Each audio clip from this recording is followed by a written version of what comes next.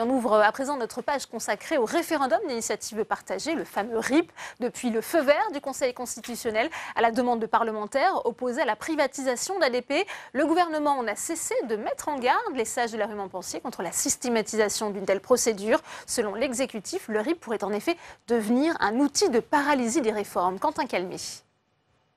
Une étape est passée, mais le plus dur reste à faire. Après le feu vert du Conseil constitutionnel, il reste désormais aux opposants à la privatisation d'Aéroports de Paris à rassembler les 4,7 millions de signatures pour provoquer un référendum. Il appartient au Conseil constitutionnel d'organiser la vérification du bon déroulement de cette collecte de signatures.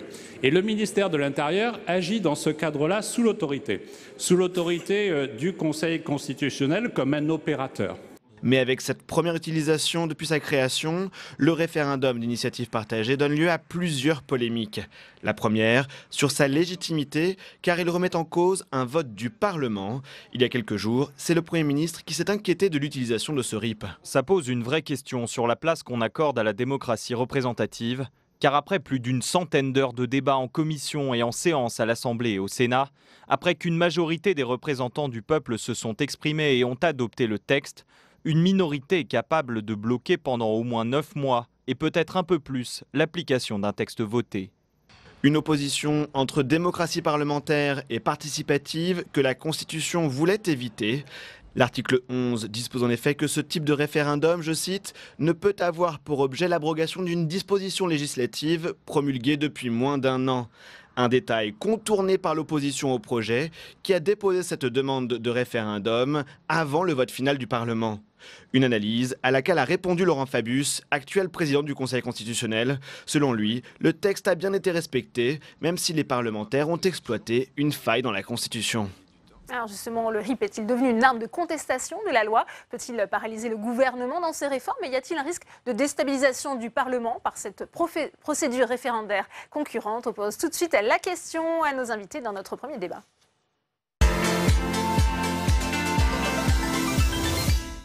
Et on ouvre le débat dans Sénat 360 avec mes invités sur ce plateau. Sabine Janssen, bienvenue à vous. Vous êtes maître de conférence au CNAM et vice-présidente du comité... Professeur et vice-présidente du comité d'histoire parlementaire et politique. Bienvenue à vous. Paul Cassia est également sur ce plateau. Vous êtes professeur de droit constitutionnel à Paris 1, Panthéon-Sorbonne. Bienvenue à vous. Également sur ce plateau, Hervé Marseille. Bonjour, président du groupe centriste ici au Sénat, sénateur UC des Hauts-de-Seine. Et puis Patrick Kanner est également avec nous. Bienvenue à vous. Vous êtes président du groupe socialiste et républicain et sénateur du Nord. Première question pour vous, justement, Patrick Kanner, puisqu'on voit Édouard Philippe dire finalement ouvrir la voie à un référendum, c'est créer une situation dangereuse pour la conduite de l'action publique. Est-ce que vous comprenez, est-ce que vous partagez son analyse? Monsieur Édouard Philippe est un mauvais joueur. Nous n'avons fait qu'appliquer la Constitution, faille ou pas faille. Je rappelle que la souveraineté dans ce pays s'exprime par la voie de la démocratie représentative ou par la voie du référendum. C'est l'article 3 de la Constitution. Donc nous ne faisons qu'appliquer la Constitution. Que ça fasse pas plaisir au gouvernement, je l'entends. Que ça bloque son projet, et encore, il pourrait tout à fait lancer aujourd'hui la privatisation, puisqu'il y a eu confirmation par le Conseil constitutionnel de la loi Pacte, mais il ne le fait pas, c'est son choix politique, ce n'est pas un choix juridique. Donc je trouve très déplacées les remarques de M. Philippe, qui finalement fait partie de ces membres du gouvernement qui considèrent qu'ils ont raison toujours tout seuls, contre tout le monde, et surtout, sur ce point-là, laissons la parole aux Français. Hervé Marseille, votre réaction? J'imagine que vous approuvez plutôt les propos du Premier ministre. Non, je pense... D'abord, je suis heureux de voir que la procédure qui a été voulue par Nicolas Sarkozy, aujourd'hui, trouve beaucoup plus de supporters qu'elle en avait à l'époque. Mais comme quoi, les années qui passent font mûrir les esprits. On va y revenir à donc, cette proposition de 2008. C'était quelque chose qui était positif. Mais nous pensons qu'il faut mieux encadrer et assouplir, d'ailleurs, le RIP dans la Constitution, parce que c'est vrai que 185 parlementaires, c'est beaucoup, mais 4,5 millions de signataires, c'est encore plus. 4,7. Donc l'idée, d'ailleurs, je parle sous le contrôle de Patrick Kanner, dans les débats qu'on a au Sénat sur la future réforme, il y avait plutôt, j'allais dire, un souci partagé d'assouplir les conditions du RIP. Toutefois, il faut l'encadrer, parce que là, on voit bien, c'est vrai que la loi, le Conseil constitutionnel l'a dit, est respectée. Mais on voit bien aussi qu'il y a une petite entourloupe bon, c'est la loi du genre, pourquoi pas. C'est vrai que le débat avait eu lieu. Qu'est-ce que vous appelez quand vous parlez déposer, mais c'est la loi du genre, hein, bravo. On parlait de mauvais joueurs, donc je vais être beau joueur. Il y a une faille, c'est comme ça souvent que ça se passe. Et le dépôt de la procédure a été fait à quelques jours du vote définitif. C'est vrai que quelque part, il y a antinomie entre une procédure parlementaire qui était quasiment aboutie et puis une démarche qui a une autre vocation. Donc oui au RIP, mais pas dans ces conditions-là. Est-ce qu'il y a eu une faille juridique, selon vous, Paul Castien ? Non, il n'y a eu aucune faille juridique. Il y a peut-être eu une optimisation de la procédure du RIP, mais les 248 parlementaires qui ont proposé ce RIP ont été parfaitement dans les clous de la Constitution et de la loi organique, comme l'a indiqué le Conseil constitutionnel. Je note qu'il y a une contradiction très forte et très, je dirais, presque inquiétante entre les propos du Premier ministre qui crie au loup, qui appelle au danger, qui alerte au danger pour la République que serait le RIP, et les propos du Président de la République qui, lui, veut assouplir, comme vient de le dire le Président Marseille, qui veut assouplir les conditions du RIP. Donc il faudrait que l'exécutif s'entende sur ce qu'il souhaite faire du RIP et qu'il ait une ligne claire sur ce point. Comme vient de le dire le président Caner, le gouvernement est aujourd'hui en droit de privatiser le groupe ADP. Donc la procédure du RIP n'empêche en rien, en droit, le gouvernement de poursuivre ses objectifs. Donc il ne le fait pas, Sabine Janssen, que pour des raisons politiques, puisque c'est vrai qu'après cette décision du Conseil constitutionnel le 9 mai, il y a eu quelques jours après la promulgation de cette loi Pacte. On est dans une situation paradoxale, pas toujours compréhensible justement pour les Français qui nous écoutent. Oui, mais il devrait y avoir, si je ne m'abuse, un oral de rattrapage pour le gouvernement jeudi, puisqu'il y a eu des recours contre la loi Pacte et que le Conseil constitutionnel doit rendre une nouvelle décision jeudi. Donc on va voir ce qu'il en est. Le référendum n'aura peut-être jamais lieu de toute façon. Et là, c'est vrai qu'il faut revenir un peu aux conditions de la réforme de 2008. Elle a été pensée, cette révision, je dirais, avec ceinture et bretelles. C'est-à-dire que tout a été fait quand même pour que le RIP soit très difficile à mettre en œuvre. Avec, on comprend bien l'idée que, au fond, l'opinion publique ne peut pas faire concurrence immédiatement à la loi qui est votée par le Parlement. Mais en même temps, on voit bien que nos concitoyens ont envie, ont le désir, ça s'est quand même manifesté à plusieurs reprises là, pendant ce mouvement des Gilets jaunes, de davantage participer, de davantage intervenir. Et de ce point de vue-là, le RIP peut être une solution à condition qu'il soit effectivement contrôlé, encadré et qu'il ne soit pas une instance d'appel. C'est ce que d'ailleurs avait dit, à mon avis, à juste titre, Gérard Larcher au mois de janvier.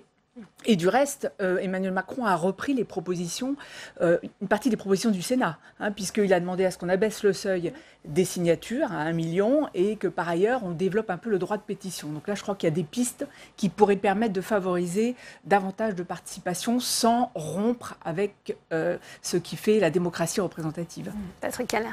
Oui, je voudrais rappeler quand même que on fait du RIP une sorte de monstre anti-démocratie parlementaire. C'est un monstre qui n'est pas encore allé jusqu'au bout entre guillemets de sa puissance et qui n'a été utilisé que pour la première fois que depuis 11 ans. Donc, ce n'est pas pour moi une très très grande crainte. Puis, ce qui aurait dû alerter quand même le gouvernement, c'est le vote du Sénat.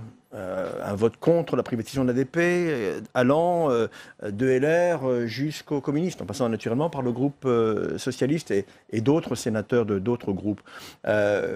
C'est le fait que s'il y avait autant d'opposition sur autant de bancs, peut-être que le projet, fondamentalement, n'est pas un bon projet, parce qu'il y a l'aspect juridique, et je remercie nos deux juristes ici présents de nous aider à comprendre le contexte, mais il y a aussi le fond de ce dossier. C'est une mauvaise affaire pour le pays que de privatiser ADP. Je crois que c'est ça aussi le message que les Français, peut-être, vont faire passer en signant à 4 700 000 personnes cette proposition de référendum potentiel.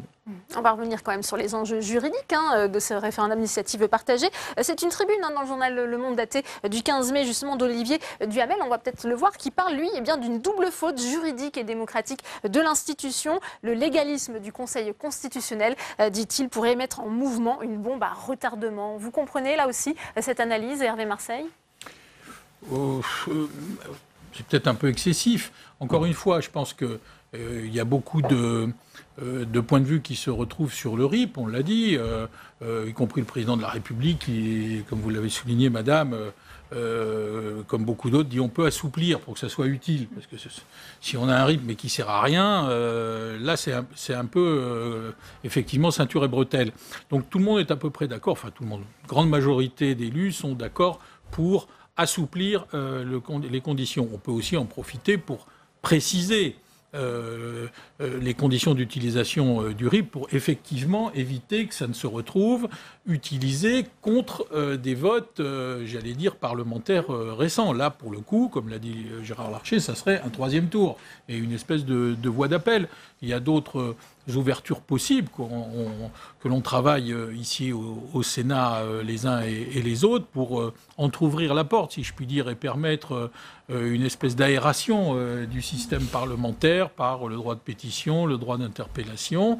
Et là aussi, il y a quand même aussi une majorité susceptible de se retrouver là-dessus. Donc je pense qu'on peut avoir un RIP utilisable, amélioré, plus souple, mais qui soit aussi mieux encadré. Et sans entraver l'action parlementaire, puisqu'on a le sentiment, Paul Cassiac, que finalement ça peut devenir un outil de paralysie de tous les projets de loi, dès que les parlementaires sont contre. Un cinquième qui veut s'opposer à un texte pourra se mobiliser. Il faut absolument arrêter avec ce mot paralysie. Le président Caner vient de le dire. La procédure de l'article 11 existe depuis 2008. Elle est effective depuis le 1er janvier 2015. On a pour la première fois un RIP. Si l'article unique qui est proposé éventuellement au soutien des Français vient paralyser l'action du gouvernement, c'est que vraiment il y a quelque chose de grave qui se passe dans ce pays. Ce RIP ne paralyse rien du tout. Il faut arrêter d'entrer dans cette logique qui est celle de l'exécutif, de dire que parce que ADP, le cas échéant, est soumis à la délibération des Français, l'action gouvernementale est stoppée. Donc le RIP est corseté du début à la fin, à la fois par les parlementaires qui vont dans 9 mois, le cas échéant, avoir leur mot à dire sur la tenue d'un référendum et par le gouvernement. Donc le citoyen n'intervient finalement qu'à titre très subsidiaire dans cette procédure de RIP, à la fois pour donner les 4 millions de soutien, 4,7 millions, et le cas échéant, pour se prononcer par la voie du référendum. Je rappelle, comme vient de le dire le président Caner, que l'article 3 de la Constitution prévoit que la souveraineté s'exerce à la fois par les représentants du peuple français et par le peuple français lui-même. Le dernier référendum en France, c'était 2005. Il est peut-être temps que nous puissions nous exprimer, nous, citoyens et citoyennes, de nouveau. Justement, on va peut-être écouter le président du Sénat qui était interpellé sur cet aspect. C'était chez nos confrères et consoeurs de France Inter. Écoutez. Il y a bien sûr un risque à terme, si cette procédure de cette manière venait à prospérer, de paralysie de la démocratie représentative et de l'exécutif. Vous voyez bien que c'est grave donc, Monsieur le Président. Je pense que c'est suffisamment important pour qu'on s'y penche avec sérénité, en dépassant les postures partisanes. Vous voyez émerger là une nouvelle loi de la minorité, puisque c'est une minorité qui a mis en œuvre tout le processus du RIP. C'est en tous les cas, par rapport à d'autres possibilités données aux minorités, je pense à la saisine du Conseil constitutionnel, naturellement une forme de troisième tour au-delà de la démocratie représentative et un risque d'affaiblissement de cette démocratie représentative. Voilà pourquoi la révision constitutionnelle sera l'occasion de faire le point sur cet équilibre indispensable entre une démocratie représentative auquel je crois profondément et cette part de démocratie participative qui correspond au process référendaire mais qui doit être mis dans un cadre précis. Sabine Janssen, est-ce que ça peut être une déstabilisation du Parlement avec finalement cette procédure qui serait systématisée, une concurrence finalement de cette procédure référendaire ? La question, c'est celle, si je puis dire en bon français, du timing. C'est vrai que là, il y a un peu un effet curieux puisque, comme on vient de le voir, le Conseil constitutionnel a avalisé l'ouverture de cette procédure, alors qu'on est, disons, on vient de voter, enfin la loi a été votée, elle vient d'être votée. D'ailleurs, si je ne m'abuse, le RIP ne pourra pas s'appliquer à une loi, ne pourra pas revenir sur une loi, abroger une loi qui aura été voté dans l'année écoulée. Donc, malgré tout, il y a des pare-feux, c'est un peu encadré, mais je crois qu'il faut aller au-delà du cas d'espèce, là. Et peut-être, justement, et c'est ce que fait, me semble-t-il, le président du Sénat, regarder de façon beaucoup plus générale, puisqu'effectivement, il y a révision constitutionnelle sur la table. Hein. Et c'est ça l'enjeu. On voit bien que dans les propositions d'Emmanuel Macron, ce ne sont que des propositions qui, on va voir dans quelle mesure elles vont être mises en œuvre, et bien sûr avec force négociation, je pense avec le président du Sénat et les élus. Mais il faut arriver à trouver effectivement une juste balance entre davantage de participation, que les Français aient l'impression quand même de ne pas, au fond, être toujours un peu à côté ou en marge, mais en même temps respecter la Constitution et le droit. Sinon, ça sera n'importe quoi. Enfin, effectivement, si on peut systématiquement remettre en cause quelque chose qui a été voté, là, on change de régime. Bon, je crois qu'on n'en est pas là. C'est vrai que c'est un peu, je dirais, de bonne guerre de la part du gouvernement de dramatiser. Hein. Nous n'en sommes pas là, mais il faut se poser ces questions, et se poser ces questions quand même sur le plan des principes, me semble-t-il. Comment on trouve un équilibre finalement institutionnel entre justement cette part donnée à cette procédure référendaire et l'action des parlementaires que vous êtes ici, finalement? Bien sûr, mais tout d'abord, l'initiative vient des parlementaires. Il faut le rappeler, c'est pas, on n'est pas dans une logique de rythme. Ça rythme. peut paraître à double tranchant, finalement, Patrick C'est bien Kanner. des parlementaires qui estiment qu'il y a sur un sujet déterminé, un sujet suffisamment important pour que tout le monde se mobilise. Et encore une fois, de toute sensibilité politique, en l'occurrence en dehors notamment des élus de la majorité présidentielle. Donc nous avons fait notre travail dans le respect des textes. Je rappellerai que dans ces équilibres, il y a d'autres procédures qui existent. Un citoyen peut déposer ce qu'on appelle une QPC, une question prioritaire donc de constitutionnalité, qui permet éventuellement de remettre aussi un texte en cause quand il n'a pas fait l'objet d'un jugement, voire même quand il a fait l'objet d'un jugement de la part du Conseil constitutionnel. Donc il y a de nombreux outils qui existent dans la Constitution. D'ailleurs, et il faut le souligner, comme le disait le président Marseille, grâce à cette réforme de 2008, qui n'a pas été votée pour lui, il n'était pas encore parlementaire, je crois. À l'époque, moi je n'y étais pas non plus, donc je regarde cela, ça s'est passé. Certains l'ont critiqué, mais il faut reconnaître que sur cet aspect-là des choses, il y a une forme de respiration. Et en fait, ce que nous faisons aujourd'hui, c'est de mettre en œuvre cette respiration qui, je crois, est demandée par les Français. Et sur le point précis de l'ADP, de sa privatisation ou de sa non-privatisation, les Français ont tranché déjà au niveau des sondages tels qu'on les connaît. Ils estiment que ce n'est pas une bonne chose, encore une fois, pour notre pays. Pardon, Sabine Janssen, Hervé Marseille. Oui, je voudrais juste rebondir sur le texte d'Olivier Duhamel. Là, je crois que les juristes sont un peu montés au créneau. Il y a eu aussi une intervention d'Éric Chotel, l'ancien secrétaire général du Conseil constitutionnel. Parce qu'au fond, quand on regarde de près la décision du Conseil constitutionnel, je ne suis pas juriste, mais je regarde attentivement ces choses-là, on voit bien qu'il n'y a pas d'argumentation réelle. Donc, c'est vrai qu'il explique que le RIP ne contrevient pas à la Constitution, mais en même temps, il n'explique pas, il n'y a pas d'argumentaire. Et ça, c'est vrai que c'est un peu troublant. Il parle d'une lecture étriquée, finalement, de l'article 11, et ça ne correspond pas à l'esprit, justement, des constituants. Il y a cet esprit de 2008. Olivier Duhamel et Nicolas Molfessis n'ont pas le monopole de l'interprétation de l'esprit de la Constitution. Cette tribune mais ça vous fait réagir, et c'était mon but. Oui. Cette tribune est contre-productive. Elle nous oblige à débattre sur un non-sujet. Le Conseil constitutionnel a rendu une décision absolument incontestable le 9 mai 2016. La semaine suivante, le 16 mai 2019, il a validé la privatisation d'ADP. Ces deux décisions ne sont absolument pas contradictoires. C'est cette tribune qui met le feu aux institutions et pas le Conseil constitutionnel, contrairement à ce que les auteurs disent. Oui. Hervé Marseille. Au-delà de tout ça, il y a une réforme, parce que on nous parle de cette réforme depuis déjà longtemps. Bon, il y a eu des circonstances, mais on va attendre de savoir d'abord sur quel texte. Il semblerait que ça soit allégé par rapport à ce qu'on nous annonçait il y a encore quelques mois. Moi, le vrai sujet dans nos institutions, c'est quand même la prééminence très forte, plus forte que jamais, du président de la République. Tout à fait. Bon, et le vrai sujet, pourquoi on dit, après les Gilets jaunes qui ont exprimé beaucoup de demandes sur ces sujets, il faut créer une participation, etc. C'est le fait que le débat est difficile parce que les députés sont élus en même temps que le président de la République. Et donc, à partir de là, il y a une majorité quasi automatique et il n'y a plus de débat, parce qu'il n'y a plus de gouvernement, il n'y a plus qu'une majorité. Et comme l'Assemblée a le dernier mot, on tourne j'allais dire, sur un vélo d'appartement où ça pédale tout seul, mais on n'avance pas d'un mètre. Donc, à un moment donné, le citoyen, il se dit, mais il y a où débat? Et quand il n'y a plus débat au Parlement, il y a débat dans la rue. Et donc, le vrai sujet, il n'est pas tellement sur notre capacité à ouvrir, entrouvrir ou largement ouvrir les portes, parce que nous sommes prêts évidemment à le faire en maintenant des conditions de stabilité, parce que en plus avec un quinquennat qui va déjà très vite, si en plus au milieu on peut en permanence refaire le débat dans le débat, on ne va pas en sortir. En revanche, le vrai sujet, c'est sur les conditions de création d'une majorité au lendemain de l'élection présidentielle. C'est ça le vrai sujet, enfin à mes yeux, parce que le reste n'est que, j'allais dire, un peu complémentaire par rapport à l'essentiel. Patrick. Je reconnais avec M. Marseille qu'il ne fallait pas inverser le calendrier des élections, mais c'est un débat qui remonte à quelques années. Par contre, dans les interventions du président de la République, notamment suite au grand débat, il a évoqué plusieurs pistes de réforme constitutionnelles et institutionnelles, mais la seule piste qu'il n'a pas évoquée, c'est son propre rôle.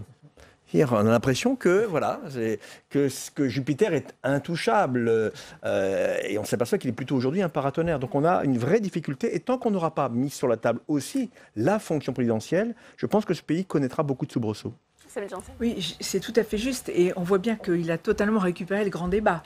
Et au fond, dans la veine gaulienne, il essaye, si je puis dire maintenant, de disposer des deux instruments. Le Parlement, dans lequel il a une majorité écrasante, et puis potentiellement les citoyens qui seraient appelés à se prononcer. Voilà, donc c'est vrai qu'il a retourné totalement la situation. On va revenir au RIP, si vous voulez bien, puisque la procédure suit son cours.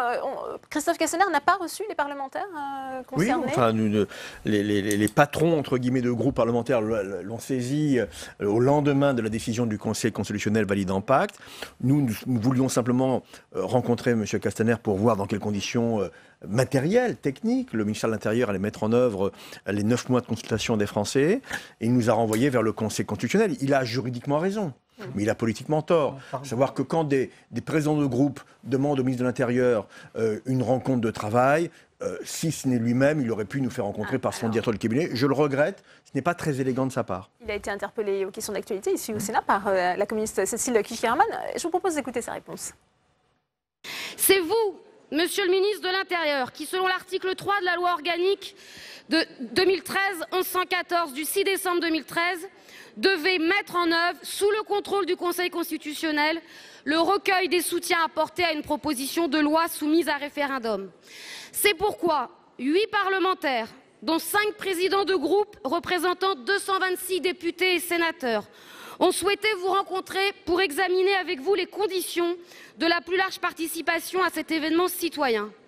Or, à ce jour et par courrier, vous avez refusé de les recevoir. Effectivement, le 9 mai, le Conseil constitutionnel a déclaré conforme la proposition de loi visant à affirmer le caractère de service public national de l'exploitation de l'aérodrome de Paris. J'ai transmis immédiatement votre demande, celle des présidents de groupe, au président du Conseil constitutionnel, pour lui dire qu'évidemment, comme je l'ai indiqué dans mon courrier, je me tenais à sa disposition. Et en fonction de sa décision, dès lors que le ministère de l'Intérieur agit pour son compte, j'aurai évidemment l'occasion de préparer et de présenter tous les documents qu'il sollicitera, y compris de rencontrer les présidents de groupe. Paul Cassia, est-ce que le gouvernement essaye par tous les moyens de faire encore échouer cette procédure? Les textes sont très clairs, comme vient de le rappeler la sénatrice Kuykerman. La loi organique de 2013 et le décret d'application de 2014 donnent au ministre de l'Intérieur, au ministère de l'Intérieur, le soin d'organiser la collecte des soutiens. Et cette collecte est organisée sous le contrôle du Conseil constitutionnel. Mais ce n'est pas le Conseil constitutionnel qui centralise les soutiens, ce n'est pas le Conseil constitutionnel qui les collecte. Le Conseil constitutionnel est chargé de vérifier que le ministère de l'Intérieur fait bien son travail. Et donc c'est cette administration-là qui est chargée d'organiser le recueil des soutiens. Oui. Quelle lecture faites-vous de cette séquence, Sabine Janssen? On sent peut-être que le gouvernement tente encore, je le disais, de faire échouer cette procédure. Il n'exclut pas d'ailleurs peut-être une seconde délibération. Ça, c'est encore possible? Oui, je pense qu'il est très embarrassé et je pense qu'il attend quand même là la décision du Conseil constitutionnel à la suite des recours, hein, je pense. Et qu'il est exact que si le Conseil constitutionnel se prononce cette fois contre la loi Pacte, ça va remettre, ou pour, ça remet en cause, ça fait tomber, si c'est pour, ça remet en cause, s'il ne donne pas droit au recours, ça remet en cause de facto le référendum. Il n'y aura pas de référendum dans ces cas-là. Hervé Marseille. Il y a quand même un calendrier très bizarre jusqu'à l'été prochain, dans un an, parce que on annonce beaucoup de choses, très bien. mais les parlementaires que nous sommes devons regarder le calendrier parlementaire. Or, on sait très bien que maintenant, systématiquement, on travaille jusqu'au 31 juillet, très bien. Il y a quelques ponts. Il y a un congrès qui est prévu le 8 juillet à Versailles, donc vraisemblablement on va nous annoncer la route jusqu'à l'été prochain. Et il y a une réforme institutionnelle qui est prévue. Alors, on sait qu'à partir de la fin septembre, on est dans les budgets. Donc, la fenêtre, j'allais dire, parlementaire, elle est quand même assez étroite dans les navettes avec l'Assemblée. Donc, il va y avoir un calendrier pour le RIP qui se poursuit. Il y a 9 mois pour recueillir les signatures. 9 mois pour 4,5 millions de signatures. Après, il faut les contrôler. Parce que... C'est en temps réel. C'est possible que ce soit en temps réel. À partir du moment où on a soutenu, le ministère a 5 jours pour vérifier que la signature est... Parce qu'ils ont 5 jours de rétractation possible. Oui. Parce que dans les préfectures, il n'y a pas grand monde. Et il faut qu'ils préparent les municipales, etc. Il y a validation quand même par le Conseil constitutionnel à l'issue des 9 mois. Donc il y a un calendrier très contraint et quasiment simultané avec la fin de la réforme institutionnelle. Parce que s'il y a réforme institutionnelle à la rentrée avec les navettes, on tombe pour un congrès en mars-avril de l'année prochaine, c'est-à-dire pile au moment, j'allais dire, de la sortie du RIP, s'il y a les signatures. Le parcours est donc semé d'embûches, ça sera le mot de la fin. Patrick Caner, on le voit bien. C'est un marathon avec une cour d'obstacles au milieu. Je voudrais évoquer avec vous la situation de Vincent Lambert et le débat, comme l'émoi, qu'il suscite dans le pays. Et je voudrais le faire sans céder à la tentation qui, dans cette affaire, peut tous nous guetter, quelles que soient nos convictions intimes, celles des postures établies d'avance, des certitudes toutes faites. Devant une telle situation, ayons l'humilité, ou plutôt l'humanité de compatir et l'humilité de reconnaître. Compatir, parce qu'au-delà des positions des uns ou des autres, il y a un drame, il y a le silence d'un homme, il y a la douleur déchirante d'une famille déchirée, exposée sur la place publique. Il y a aussi la détresse d'une épouse et l'espérance d'une mère. Reconnaître, car reconnaissons que ni le droit ni la médecine ne nous offrent des réponses indiscutables. L'institution médicale est divisée. Quant à l'institution judiciaire, l'arrêt rendu hier soir par la Cour d'appel de Paris démontre que sur le plan du droit également, des interrogations demeurent. Alors, qui croire? Que croire? Il n'y a pas, mes chers collègues, de certitude. Qui sait ici, dans cet hémicycle, ce que veut Vincent Lambert? Qui pourrait affirmer savoir ce que les médecins eux-mêmes ne savent pas? Ayons la force d'esprit et de cœur d'admettre que nous ne savons pas. Peut-être devrions-nous nous interroger avec humilité sur deux questions fondamentales que je vous pose, Madame la Ministre. D'abord, jusqu'où pouvons-nous considérer qu'une vie ne vaut plus la peine d'être vécue? Et puis, enfin, l'incertitude, le doute et les décisions parfois contradictoires dans cette terrible affaire font craindre à beaucoup de Français le risque d'une dérive préjudiciable aux plus fragiles, une sorte d'insécurité éthique. Ne faut-il pas, Madame la Ministre, tirer dès à présent les leçons de ce drame? Je vous remercie. Pour vous répondre, la parole est à Madame la Ministre des Solidarités et de la Santé. Merci, Monsieur le Président, Mesdames et Messieurs les sénateurs, Monsieur le sénateur Bernard Fournier. Je crois pouvoir dire que, comme beaucoup de Français, nous sommes tous nombreux ici à être bouleversés par cette situation, par ce drame familial. Elle touche à l'intime de chacun d'entre nous. Vous le savez, l'État français a toujours été soucieux de s'assurer que l'application de la procédure d'arrêt de traitement en cas d'obstination déraisonnable respectait le cadre de la loi Claes-Leonetti votée en 2016. Hier soir, la Cour d'appel de Paris a accepté la requête des parents de Vincent Lambert et a ordonné la reprise des traitements afin de faire exécuter les recommandations du Comité des droits des personnes handicapées de l'ONU. L'équipe médicale en charge de Vincent Lambert appliquera ces mesures provisoires. Je n'en dirai pas davantage sur ce cas particulier. Aujourd'hui, encore plus que jamais, nous devons respecter l'intimité et la douleur de la famille et des proches de Vincent Lambert. La seule leçon que nous pouvons retenir de cette situation est que chacun remplisse ses directives anticipées. Chaque personne majeure peut, depuis la loi Claes-Leonetti de 2016, rédiger par avance une déclaration pour préciser ses volontés en fin de vie. Chacun peut inscrire son refus ou sa volonté de poursuivre, de limiter ou d'arrêter les traitements ou les actes médicaux. Les consignes données dans les directives anticipées permettent aux équipes médicales de prendre en charge les patients en respectant leur propre volonté. Ces directives anticipées, on peut les remplir sur Internet. Elles sont également accessibles dans le dossier médical partagé. J'engage chaque Français aujourd'hui à les renseigner. Je vous remercie. Madame la ministre, donc en fin de semaine dernière, près de 50 000 lycéens ont fait les frais d'un bug de Parcoursup. À la mise en place de ce nouveau dispositif, nombreuses étaient les personnes à s'émouvoir de l'impact psychologique des situations liées à l'attente de réponse et de vérification des classements. Mais qui aurait pu prévoir un tel ascenseur émotionnel pour ces jeunes gens à un mois du début des épreuves du baccalauréat? Comment en est-on arrivé là, moins de 2 ans après le fiasco d'APB? Les témoignages de lycéens déçus et de familles inquiètes et affluent. Et en filigrane se dessine à nouveau la grande interrogation de ceux-ci à propos des algorithmes et du manque de transparence de la plateforme. Vous nous expliquez que 400 formations auraient fait des erreurs humaines, mais comment autant de formations ont-elles pu aussi ainsi faire tant d'erreurs? N'y a-t-il pas eu vraiment aucune instruction de vos services, ou à tout le moins, les directives données n'ont-elles pas péché par manque de clarté? Dans les 2 cas, Madame la Ministre, il en est de votre responsabilité. Nous sommes nombreux à nous interroger, à nous demander si les formations n'ont pas été sciemment encouragées à gonfler excessivement leur taux de surréservation pour raccourcir les délais d'attente pour les candidats et accélérer la fameuse convergence. Madame la Ministre, le sujet est grave, la représentation nationale va vous écouter pour entendre, en sorte que les 900 000 candidats inscrits sur Parcoursup et leurs familles attendent des réponses claires et précises. Je vous remercie. Madame la Ministre de l'Enseignement supérieur, de la Recherche et de l'Innovation, Madame Vidal, vous avez la parole.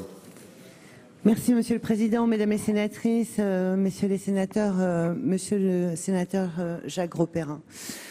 Vous avez raison de le rappeler, les erreurs qui ont été commises par les formations sont inacceptables et elles ont suscité beaucoup de faux espoirs chez de nombreux candidats. Mais au-delà de ça, sur les 2% de formations qui ont commis ces erreurs, ce que je dois dire, c'est que à la fois le service central qui gère Parcoursup et qui a vu apparaître ces erreurs, comme les responsables de ces formations, ont souhaité réagir immédiatement de façon à ce que l'ensemble des 900 000 candidats puissent, avec quelques heures de retard, obtenir des propositions dans un contexte qui avait été totalement corrigé pendant la nuit. Et c'est l'accompagnement humain qui a aussi été mis en place par les rectorats, par les responsables de ces formations, par les professeurs principaux et les proviseurs des lycées qui accueillent ces lycéens, que je voudrais saluer aujourd'hui. Ce à quoi vous faites référence, et c'est ce que j'ai eu l'occasion d'expliquer tout à l'heure, n'a rien à voir avec ce phénomène d'erreur qui s'est produit. Il est normal que lorsqu'une formation a 30 places, elle puisse appeler une quarantaine de candidats, car nous le savons tous ces candidats ne se présenteront pas à la rentrée. Et c'est d'ailleurs un nombre de places qui, du coup, ne peuvent pas être offerts à l'ensemble des candidats. Ça, c'est ce que l'on appelle effectivement un taux d'appel supérieur de 30% à la norme. Mais les erreurs que nous avons constatées et que le service Parcoursup ont constatées étaient d'une toute autre ampleur. Ce sont des BTS à 12 places qui ont appelé plus de 300 candidats.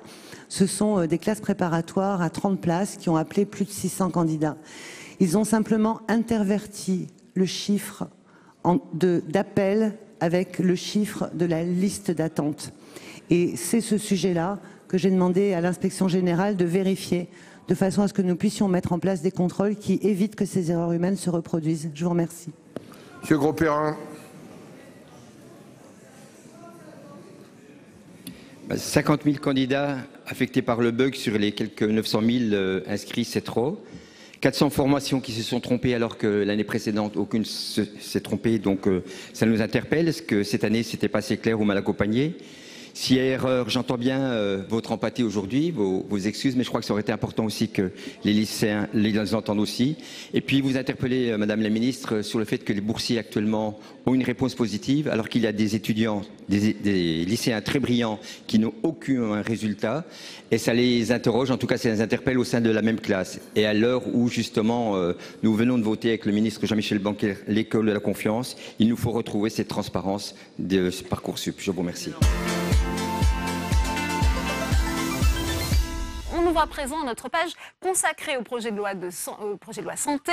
L'examen en séance aura lieu le lundi 3 juin. Parmi les enjeux, la lutte contre la désertification médicale et l'organisation territoriale des soins. Jonathan Dupriez. La Commission des affaires sociales examine le projet de loi santé et ses 384 amendements.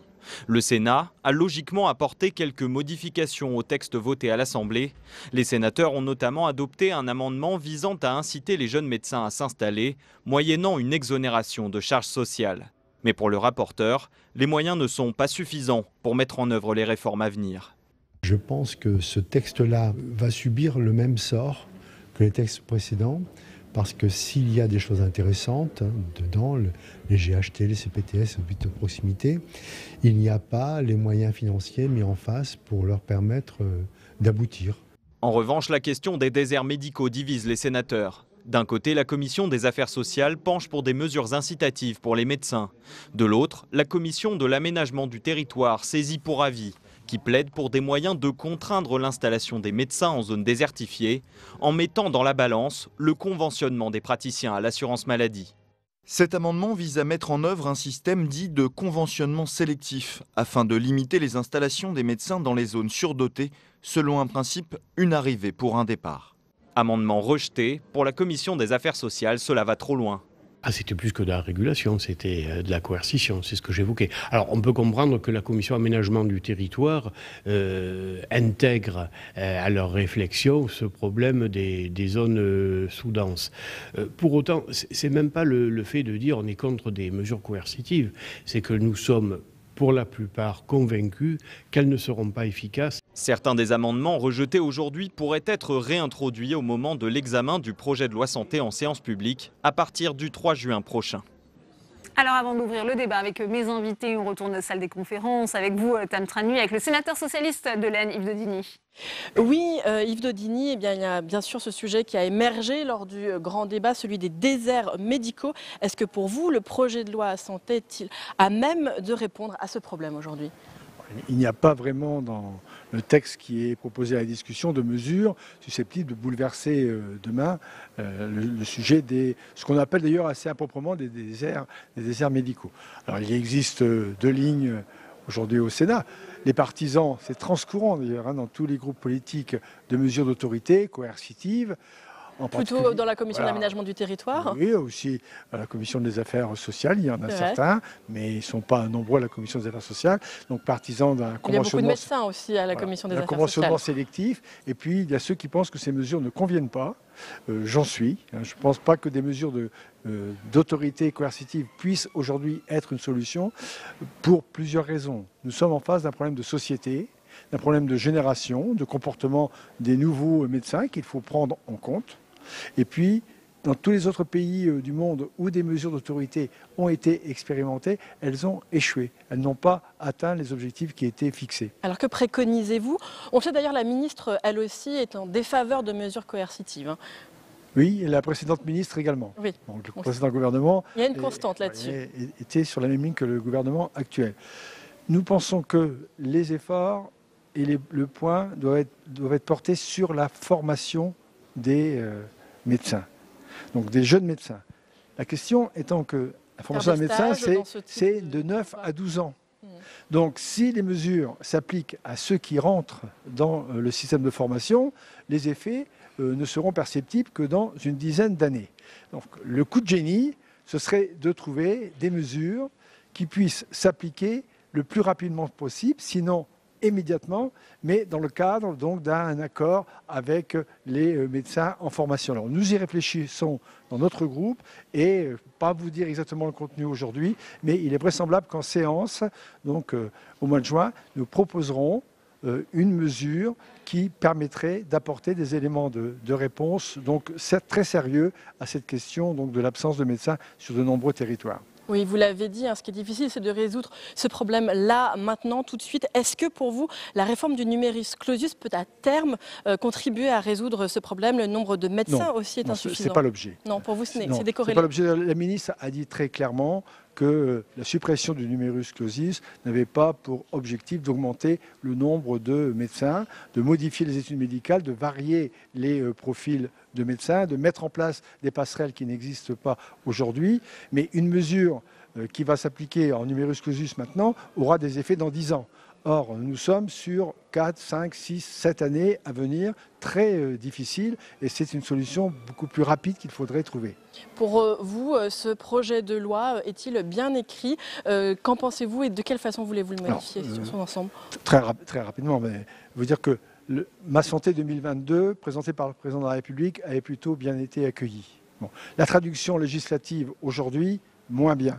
Cette traduction législative soulève des questions, beaucoup de doutes et amène à des oppositions. Alors pour 2 raisons. La première, c'est la question des moyens. Alors c'est vrai que ce n'est pas l'objet de la loi, mais il n'est pas envisageable que notre système de santé soit modifié à moyens équivalents ou même à moyens diminués. Il y a ce premier sujet avec les comptes de la sécurité sociale. Et le deuxième sujet, ce sont les ordonnances qui sont prises sur des périmètres trop important pour nous et sur des sujets essentiels. Il n'est pas pour nous acceptable que le gouvernement puisse tout seul, par voie d'ordonnance, réorganiser l'offre de soins dans notre pays. Et passer par-dessus le Parlement. Voilà. Merci beaucoup Yves Daudigny d'avoir répondu à mes questions. Merci beaucoup Tam pour cette réaction. Alors comment lutter contre les déserts médicaux? Comment inciter les médecins à s'installer dans des zones sous-dotées? Faut-il des mesures davantage coercitives? 2 visions s'opposent au Sénat. On en parle tout de suite dans notre débat.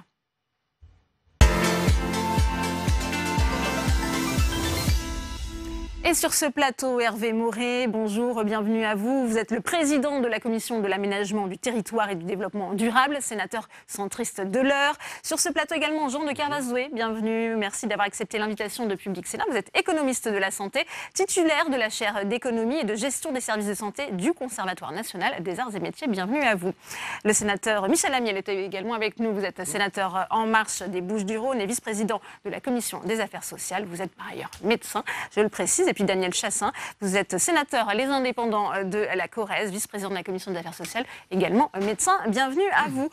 Hervé Maurey, on sent clairement qu'il y a 2 visions, je le disais, qui s'opposent au Sénat sur cet aspect des mesures coercitives contre des mesures incitatives. Alors, est-ce que vous espérez avoir gain de cause cette fois? D'abord, je crois que les mots ont leur importance et personne autour de cette table, à ma connaissance, en tout cas pas moi, ne prône des mesures coercitives. Si je le dis, c'est parce que les mots ont un sens. La coercition, c'est quoi? Ce serait quoi?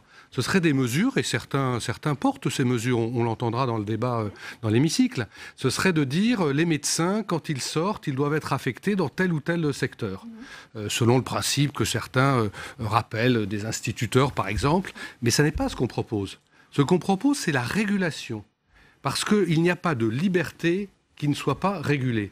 Et la régulation, c'est, dans l'amendement qui a été adopté hier par la Commission, c'est que d'abord on fait une négociation entre les médecins et l'assurance maladie pour essayer que les médecins aillent prioritairement là où il y a besoin. Et si ça ne marche pas, on met en place une mesure de régulation très simple, qui existe déjà en France pour les kinés, pour les infirmières, pour les sages-femmes. C'est le 1 pour 1. C'est-à-dire que si un médecin veut aller dans une zone où il y a déjà beaucoup de médecins, il faut qu'il y ait un départ. Oui. Donc vous voyez que ça n'est pas de la coercition. Ça peut quand même apparaître comme de la coercition, Hervé Maurey. On va demander à Michel Amiel. Mais non, écoutez, je suis désolé. Madame Buzyn, elle-même, hier soir, nous en a donné acte en commission. Elle avait commencé par parler de coercition. Elle a dit oui, excusez-moi, c'est parce qu'on a beaucoup parlé de coercition à l'Assemblée nationale. Ce que vous proposez, ça n'est pas de la coercition, c'est de la régulation. Je crois que c'est important d'utiliser les mots justes, parce que ce sont ceux qui veulent rester dans des solutions qui ont montré malheureusement depuis 25 ans qu'elles ne fonctionnaient pas, qui veulent caricaturer et déformer nos positions en disant qu'on prône la coercition. La coercition, ça n'est pas ça. Ça n'est pas obliger les médecins à aller là où ils ne veulent pas. C'est réguler leur l'audition d'Agnès installation. Buzyn, la ministre de la Santé et des Solidarités. Elle était auditionnée au Sénat. On va l'écouter et je vous donnerai la parole, Michel Amiel. Ne nous leurrons pas. Personne aujourd'hui dans le monde n'a de recette miracle sur les déserts médicaux. Et les Allemands et les Canadiens m'ont convaincu que tous les mécanismes coercitifs qu'ils ont essayé de mettre en place ont été des échecs notables. Ils ont tous arrêté, ils sont tous revenus sur toutes les mesures de coercition. Alors là, elle emploie bien ce terme de coercition, Agnès. Après, elle s'est excusée. Elle a dit qu'effectivement, nous prônions la régulation. Ça n'est pas la même chose. Michel Amiel. Oui, on ne va pas se battre sur des mots. Je suis d'accord avec Hervé Maurey, mais je peux. Je suis d'accord avec Hervé Maurey. Effectivement, ce n'est pas de la coercition, c'est de la régulation. Par contre, la question est de savoir, est-ce que cela sera efficace ? C'est ça la question que je pose. Mon collègue disait, on l'a fait avec les infirmières. Oui, mais il y a une différence. C'est que la profession des infirmières était largement représentée, pour ne pas dire surreprésentée. Dans le cas des médecins, il manque de médecins, ou en tout cas, il manque de temps médical. Pourquoi je parle ainsi ? C'est pas pour jouer sur les mots, mais le temps consacré au travail médical par les médecins qui sortent aujourd'hui, passez-moi l'expression, sur le marché, est très différent de celui, mettons, de ma génération, sans remonter plus loin. C'est-à-dire que pour faire, passez-moi l'expression, un médecin libéral d'il y a 30 ans, il en faut 2 aujourd'hui, en termes de temps de travail. Moi, je vois, j'ai des collègues, non pas médecins là, mais des collègues maires, qui ont salarié des médecins sur la base de 35 heures. Le modèle économique ne tient pas. Alors, pour revenir à la proposition de M. Maurey d'une régulation, effectivement, sur la base, c'est pas ma proposition. Bon, enfin, on va se battre là-dessus. Sur la base, oui, d'accord. On déforme tout, effectivement, on n'arrive pas. Je ne pense pas déformer, en tout cas, je ne suis pas dans le corporatisme tout en état médecin. Je ne pense pas que ce soit efficace et ça risque, me semble-t-il, je dis ça sans esprit polémique, d'aboutir à une médecine à 2 vitesses. Parce que on va conventionner de façon sélective, ça va donner quoi ? Les médecins ne vont pas s'installer dans le domaine donné, sauf au remplacement 1 pour 1. Que vont-ils faire ? Est-ce qu'on va encourager la profession médicale ? Et encore une fois, ce n'est pas le fait de prendre la défense des médecins. J'essaie d'être réaliste. Aujourd'hui, certes, il y a l'abolition du numerus clausus, encore que le terme ne me convienne pas non plus, puisque les mots sont importants. Je ne pense pas qu'il règle le problème de la démographie médicale et on y reviendra. Inefficace, ce système de conventionnement sélectif dans les zones surdotées sur le principe d'un départ pour une arrivée, nous dit Michel Amiel. Moi, je ne suis pas opposé. Si vous voulez, je pense que par le biais d'une expérimentation, je pense que ça pourrait très bien se faire. On peut aussi avoir d'autres propositions, c'est-à-dire que les étudiants en 3e cycle, il y a 3 ans en 3e cycle, la première année d'internat, il y a 2 ans après, eh bien, je pense qu'on pourrait demander à ces étudiants qui peuvent aider le médecin installé à être des médecins adjoints. Et je pense que ça, c'est une proposition qui serait très importante. S'il y a 4000 étudiants qui sont dans le 3e cycle pour être en médecine générale, on leur demanderait d'aller comme médecin adjoint dans les territoires, notamment dans les territoires sous-dotés. Deuxièmement, vous savez qu'il y a 400 postes qui avaient été mis en place. Alors là, bien sûr, il faut les financer, parce que 400 postes, ça ne suffira pas. Et 400 postes qui pourraient être affectés dans les hôpitaux de proximité, dans le cadre d'un projet territorial de santé. Alors, il faut plus de 400 postes, donc il faut des financements complémentaires. Et s'ils sont dans ces hôpitaux périphériques, bien sûr, des hôpitaux de proximité, eh bien, l'hôpital, qui aura un rôle très important dans le projet territorial de santé, pourra affecter ses médecins dans les maisons de santé. Je pense que ça, c'est une solution. Bien sûr, c'est directif, mais il va falloir à un moment être un peu directif. Alors, que dit l'économiste de la santé présent sur ce plateau, Jean de Kervazouet, sur ce débat, éternel débat, j'ai envie de dire, qui concerne l'installation, la liberté d'installation des médecins ? Qui n'a pas d'intérêt. qui n'a pas d'intérêt et qui n'aura pas d'efficacité pour une raison très simple, c'est que il y a beaucoup de médecins qui vont partir à la retraite, et donc le remplacement 1 pour 1 n'aura pas d'effet. Alors, si vous voulez, là, on paye une impéritie de gouvernements de droite et de gauche qui remonte à très très loin. Et alors pour que vos spectateurs comprennent, ceux qui nous écoutent comprennent, il y avait 60 000 médecins en 68. Il y en a aujourd'hui 230 000. Donc, alors que la population est passée de 45 millions à 67 millions. On voit bien que le problème, c'est la répartition, justement. Oui, mais le numerus clausus a joué quand même un rôle tout à fait essentiel, puisqu'on est passé de 8 000 à 3 000. Or, ça, c'est en deuxième année de médecine. Hein, et on est remonté à 8 000. Et ça joue sur 50 ans. Donc, quand on sélectionne à 19-20 ans quelqu'un, il va travailler pendant 50 ans. Et on paye aujourd'hui l'impéritie des numerus clausus de 97. Alors, on paye une deuxième impéritie, parce qu'il n'y a pas un numerus clausus, il y en a 3. Il y a celui de la deuxième année de médecine. Mais il y a aussi le partage généraliste-spécialiste. Et il y a celui à l'intérieur des spécialistes, combien de psychiatres, combien d'ophtalmos, combien de... etc. Alors, le problème, à mon avis, c'est pas là, on cherche des solutions là où sont les symptômes. Or, la cause, elle est beaucoup plus profonde. Et la cause, elle est dans le rôle de la médecine de premier accès, et notamment des généralistes. Donc, la question est de savoir comment valorise-t-on sérieusement, autrement qu'en passant de 25 à 26 ou à 27 euros, la consultation des généralistes. Or, il y a un système que je prône et qui existe dans beaucoup de pays d'Europe du Nord, qui est qu'au lieu de payer des actes, on paye la prise en charge des malades, ça s'appelle la capitation, et qu'on crée enfin des maisons médicalisées. Si vous voulez, la France a le talent de pervertir les bonnes idées. Donc on tourne autour de la coordination de la prise en charge sans en prendre les mesures. On dit qu'il faut créer des maisons médicales sans en prendre les mesures. Et donc on ne résolvera la question des déserts médicaux, sachant qu'en plus il y a 2 types de déserts médicaux. Il y en a chez vous dans la Creuse, mais il y en a aussi en Seine-Saint-Denis. donc c'est pas du tout les mêmes. Donc si vous voulez, je pense que tout ça n'a pas beaucoup d'intérêt, que ça ne résolvera pas le problème, et que le vrai problème, c'est une autre mesure qui est comment peut-on seconder les médecins pour la prise en charge des personnes dépendantes, et comment peut-on valoriser la médecine générale. Alors, Hervé Maurey. Oui, mon collègue Amiel disait qu'il redoutait que ce que nous préconisons à la Commission d'aménagement du territoire mette en place une médecine à 2 vitesses. Mais aujourd'hui, en matière de santé, on a une France à 2 vitesses. On a d'un côté des citoyens qui peuvent accéder à des soins dans des délais raisonnables, et d'un autre côté des Françaises et des Français qui parfois attendent des mois pour consulter un spécialiste. Au point que dans certains cas, ça vaut même plus la peine qu'ils aillent à ce rendez-vous, parce que la pathologie a tellement évolué que la science ne peut plus grand-chose pour eux. Et on est à la veille de drames sanitaires avérés. Tous les jours, déjà, il y a des drames sanitaires, c'est-à-dire des gens qui auraient été sauvés s'ils avaient été pris en charge plus tôt. Et ça, je crois que c'est quand même assez important. Et c'est pas un hasard si ce thème, qui n'avait pas été fléché par le président de la République ni par le gouvernement dans le grand débat, s'est imposé comme un thème majeur, avec un sondage qui montre que 87% des Français seraient attachés à des mesures coercitives. Et là, je dis bien coercitives. Donc, le président de la République n'a absolument pas, dans ses propos lors de sa conférence de presse, répondu à ce sujet. Et nous, Sénat, qui sommes l'Assemblée représentant les territoires, on aime à le répéter, je ne peux pas imaginer un seul instant que ce texte ressorte du Sénat avec un volet aussi pauvre du point de vue territorial qu'il n'est entré. Donc, on a fait des propositions, on a adopté hier 30 amendements. On n'a pas simplement adopté l'amendement auquel vous faites référence. On a adopté des amendements sur la délégation d'actes, sur la formation, en proposant des stages obligatoires. Et la proposition du rapporteur au début, c'était d'inciter au stage. Et les membres de la commission ont dit non, l'incitation au stage, il faut qu'il soit obligatoire. Donc, on a tout un arsenal de propositions qui ont d'ailleurs à ce stade tout été rejetées par la commission des affaires sociales. J'en prends acte. La séance viendra début juin.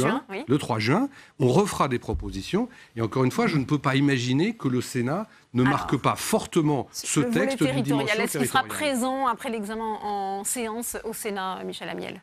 De toute évidence, en séance, le sujet va revenir. Alors, au sein de la Commission des affaires sociales, il y avait quand même des nuances. Je ne veux pas jouer sur les mots, là encore, mais j'étais pas contre un peu d'incitation coercitive, tiens, pour jouer un peu là-dessus, et en particulier, je viens de l'inventer, tu as bien fait de venir. Concernant les stages, moi je suis pour. Et je distingue 2 types de stages, en étant bien conscient que ça ne résoudra pas tout. Un stage de sensibilisation au cours du deuxième cycle des études médicales, c'est-à-dire la possibilité pour un étudiant en médecine d'aller faire un stage dans des zones sous-denses pour s'imprégner des particularités de l'exercice dans ces zones-là.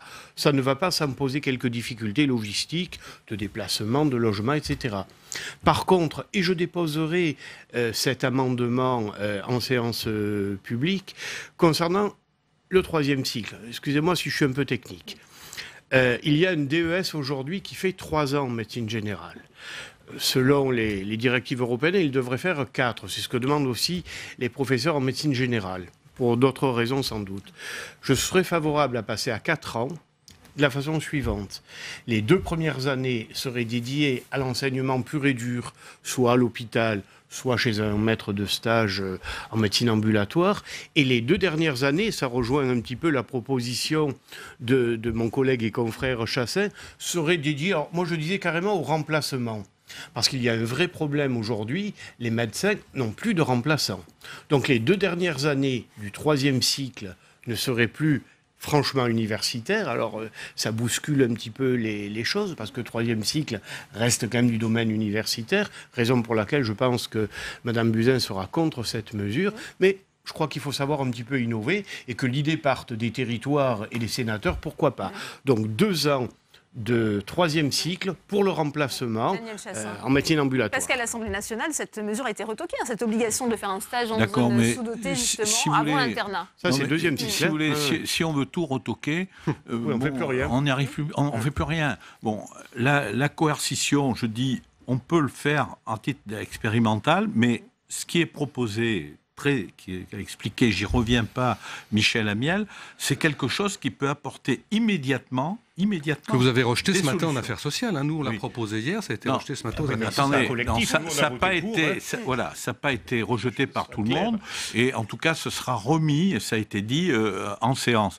Donc, c'est quelque chose qui peut apporter tout de suite, ça peut aller dans les territoires, notamment sous-dotés. Et, je l'ai dit, attendez, dans ce projet, il y a quand même le projet territorial de santé.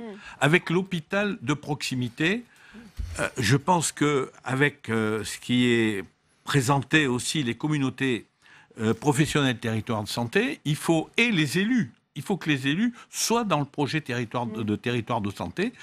Et il faut qu'il n'y ait pas 400 postes pour des aires médicaux, mais peut-être 1000 ou 2000. Je ne dis pas que ça va rien coûter, mais c'est à ce prix si on veut que dans les maisons de santé, eh bien, il y ait des professionnels.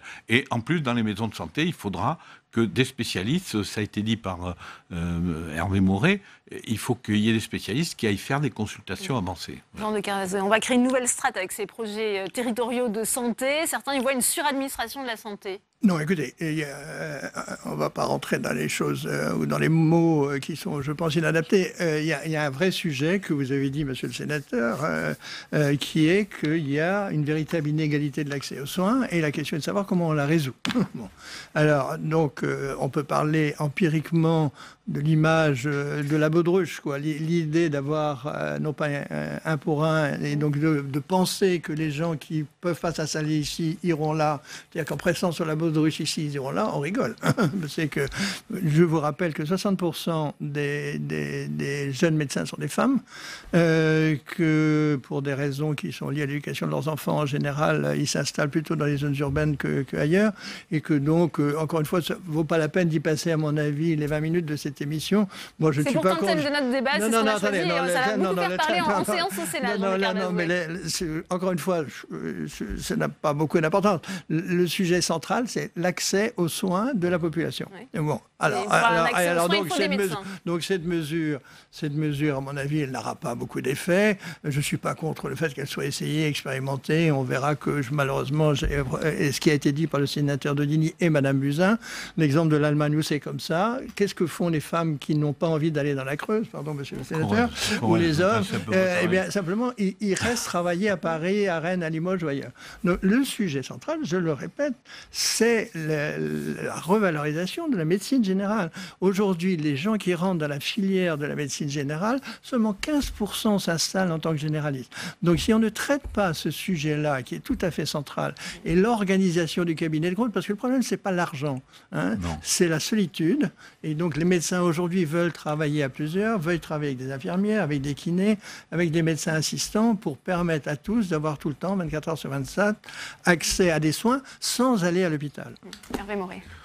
Oui, moi je crois qu'on est au moins tous d'accord pour dire que la situation, elle ne fait que s'aggraver. Et ça va continuer. Moi je suis sénateur depuis maintenant un petit peu plus de 10 ans, j'ai connu la loi Bachelot, j'ai connu la loi Touraine, maintenant c'est la loi Buzyn.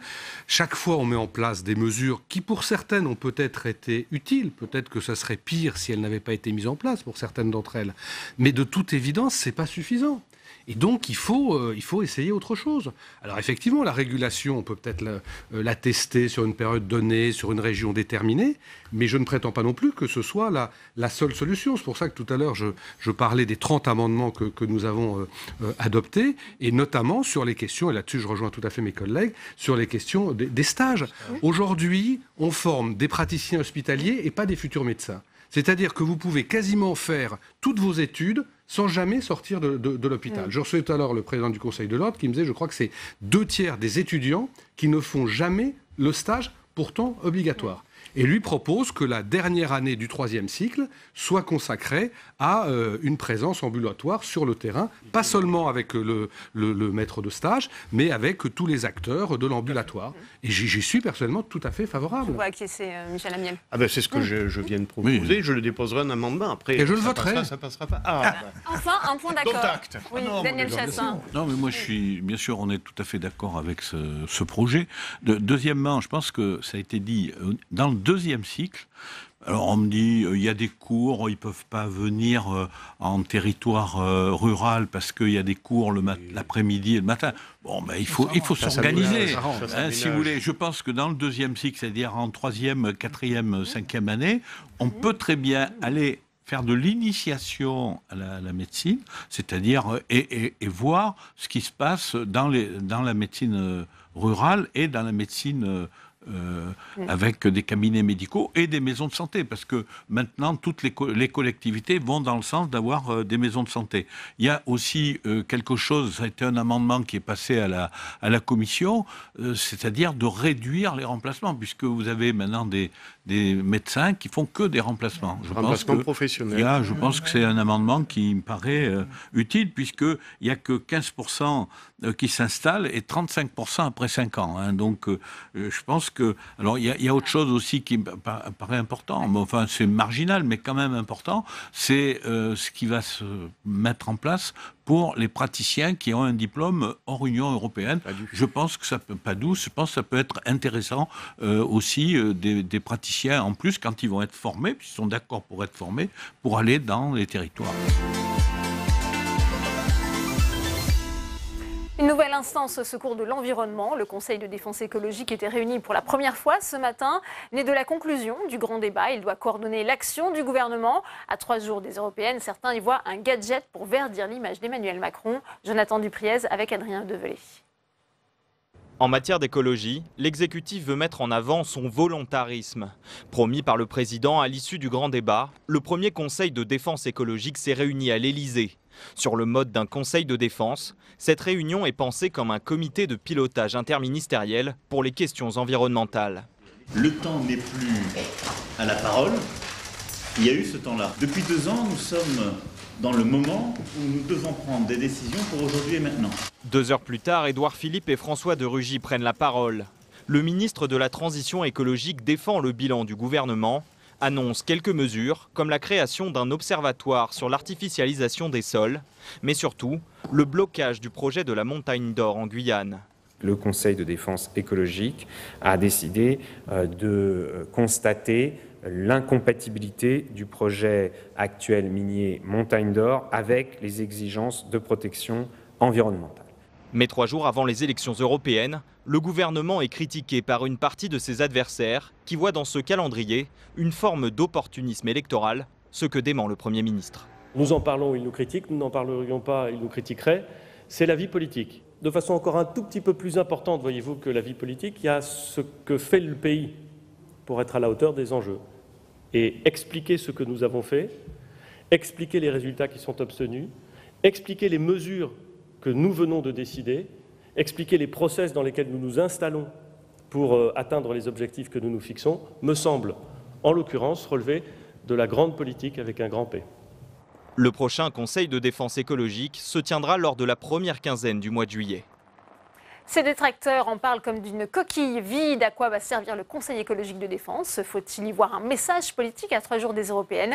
Les premières mesures annoncées ce matin sont-elles à la hauteur? On pose tout de suite la question à mes invités dans le débat.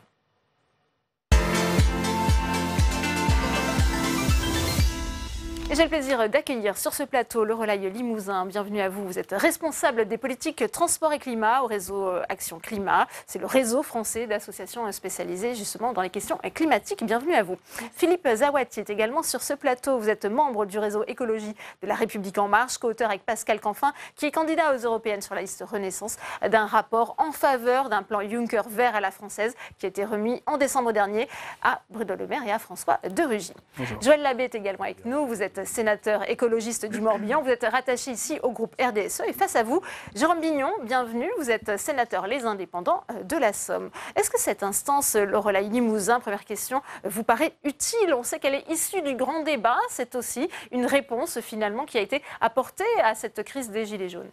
Alors, à l'issue du grand débat et puis tout simplement dans le contexte de l'urgence climatique et aussi des attentes fortes en matière de justice sociale, ça fait plusieurs mois, voire plusieurs années qu'on propose des mesures vraiment très concrètes dans les différents secteurs qui font écho aux préoccupations quotidiennes des gens, que ce soit l'alimentation, le logement, les transports, pour vraiment, des mesures qui permettraient vraiment d'inverser la tendance des émissions de gaz à effet de serre.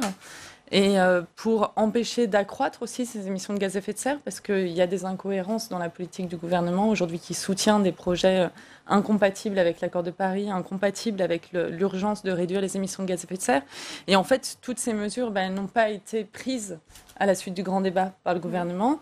Elles ne sont pas annoncées. Là encore, aujourd'hui, il n'y a pas de nouvelles mesures concrètes qui permettent vraiment d'agir sur le climat et de réduire les émissions dans les années qui nous restent pour vraiment inverser la tendance. Et ce, alors qu'il y a une mobilisation croissante dans la population française sur le climat, qu'il y a encore une grève demain des jeunes pour le climat, une grève internationale. Donc, de ce point de vue, aujourd'hui... Philippe Zawati, rien de concret n'a été fait depuis la fin du grand débat, nous dit Lorelai Limousin. Ouais, je crois que là, ce matin, il y a eu des annonces extrêmement concrètes, au contraire. Alors après, il en manque encore beaucoup, mais il y a eu des annonces extrêmement concrètes, et notamment le point qui est de mettre le focus sur l'investissement. On a besoin d'investir énormément en réalité. Y compris pour devenir plus sobre, on a besoin d'investir aujourd'hui. Il manque entre 10 et 30 milliards d'euros d'investissement par an, c'est ce que dit le think tank I4C en France aujourd'hui, pour atteindre nos objectifs. Et donc, comme vous l'avez rappelé, j'avais remis à François de Rugy, à Bruno Le Maire, un rapport au mois de décembre qui précisément proposait de créer une institution qu'on appelait France Transition, et que le Premier ministre a annoncé ce matin. Il a annoncé la création de cette institution France Transition Écologique, qui consiste à mettre de l'argent public pour faire effet de levier et attirer de l'argent privé, investir dans la réhabilitation des logements, dans la mobilité durable, dans les énergies renouvelables, dans l'agroécologie. Voilà, ça me paraît être un point clé. Puis le deuxième, on pourra y revenir, c'est d'avoir un budget vert, c'est-à-dire de mettre sous le contrôle du Parlement le budget de la nation et de faire en sorte qu'il soit compatible avec nos engagements, notamment de l'accord de Paris. Quel regard portez-vous sur ce Conseil de défense écologique? Certains ont dit, Joël Labbé, que c'était une coquille vide. Ça risque de finir comme le Conseil présidentiel des villes qui avait été annoncé il y a un an et qui finalement ne s'est réuni qu'une seule fois après l'abandon du plan Borloo pour les banlieues. Il y a déjà eu les engagements forts de campagne de 2017, au cœur duquel était Nicolas Hulot, il ne faut pas l'oublier. Ce discours-là, il le tenait depuis le début, il l'a tenu autant qu'il a pu, avant de démissionner.